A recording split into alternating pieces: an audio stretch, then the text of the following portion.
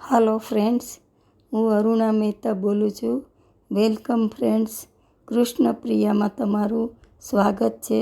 આજે આપણે ભગવાને શ્રી હરિ અવતાર લઈ ગજેન્દ્ર મોક્ષ કર્યો હતો એમની વાત કરીશું.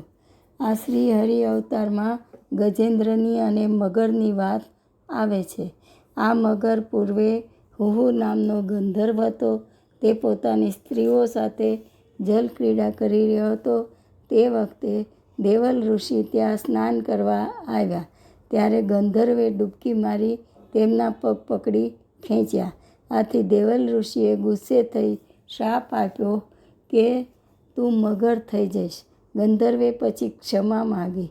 એટલે ઋષિએ કહ્યું કે તું ગજેન્દ્રના પગ આ રીતે પકડજે. એટલે તેની પ્રાર્થનાથી સ્વયં ભગવાન ત્યાં આવી તારો ઉદ્ધાર કરશે.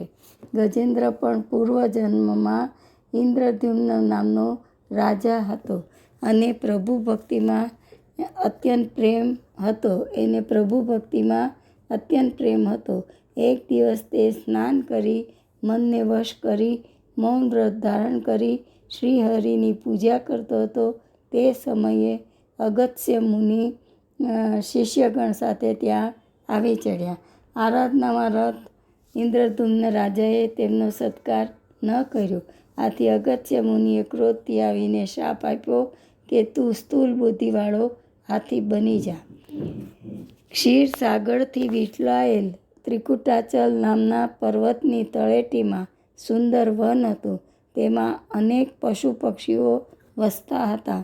અનેક સુંદર સરોવરવાળા તે પર્વતમાં વનોની વચમાં કમળોથી સુશોભિત સુંદર કિનારાવાળા સહસ્ત્ર પાંખડીવાળા સોનેરી કમળોથી સુશોભિત એક વિશાળ સરોવર હતું.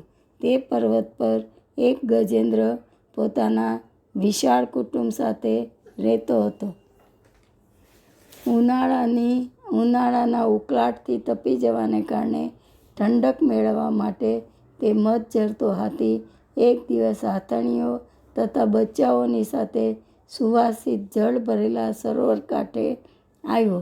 ગજેન્દ્ર હાથણીઓ સાથે સરોવરમાં જળ ક્રીડા કરવા લાગ્યો. એ જલ ક્રીડા કરવામાં એટલો મગ્ન બની ગયો કે તેને આગળ પાછળનો કંઈ ખ્યાલ ન રહ્યો. આ સમયે સરોવરમાં આવેલા એક મગરે તેનો પગ પકડ્યો. દેવેચ્છાએ દુઃખમાં આવી પડેલા હાથીએ મગરની પકડમાંથી છૂટવા ઘણા પ્રયત્નો કર્યા, પરંતુ તે છૂટી શક્યો નહીં. મગર જ્યારે હાથીને ખેંચવા લાગ્યો ત્યારે તેની સાથેના હાથણીઓએ તેને છોડાવવા ઘણા પ્રયત્ન કર્યા, પરંતુ તેને કોઈ બચાવી શક્યું નહીં.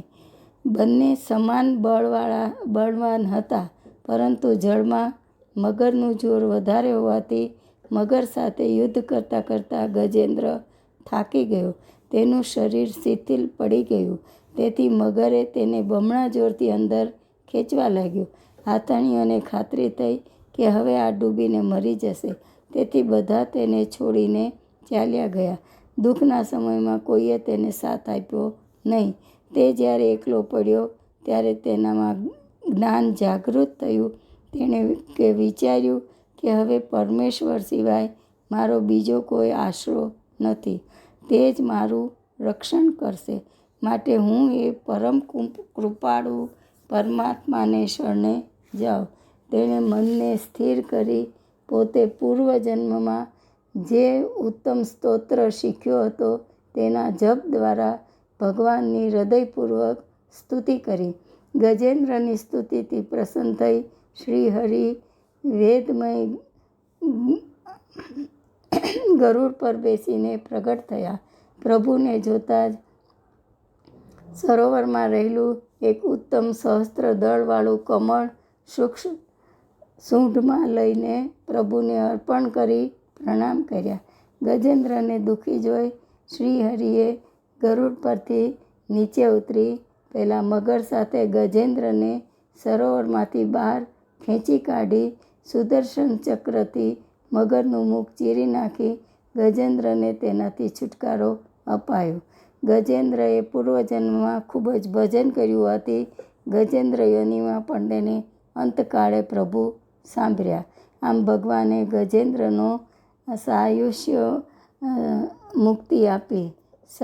મગર અવિનાશી પરમાત્માને પ્રણામ કરી ભગવાનની સ્તુતિ કરી પોતાના સ્થાનમાં આવી ગયો. શ્રી ભગવાને ગરુડ પર બિરાજી પાર્ષદની ગતિ પામેલા તે ગજેન્દ્ર સાથે પોતાના અલૌકિક ધામમાં પધાર્યા.